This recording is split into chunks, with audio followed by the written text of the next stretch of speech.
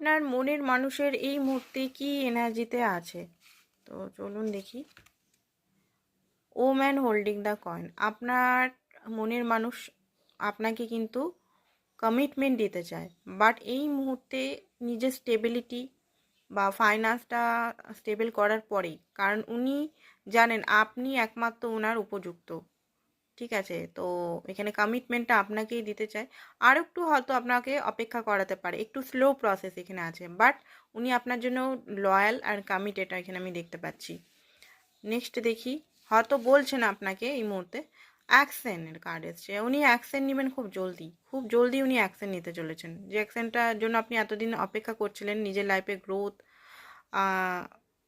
এলেই আপনার জন্য অ্যাকশন উনি নেবেন। নেক্সট দেখি কি বলছেন। ওকে, তো এখানে আমি দেখতে পাচ্ছি যে আপনার সঙ্গে উনি মিরার করছেন। তো ভালো ভালো পজিটিভ থিঙ্কিং করুন,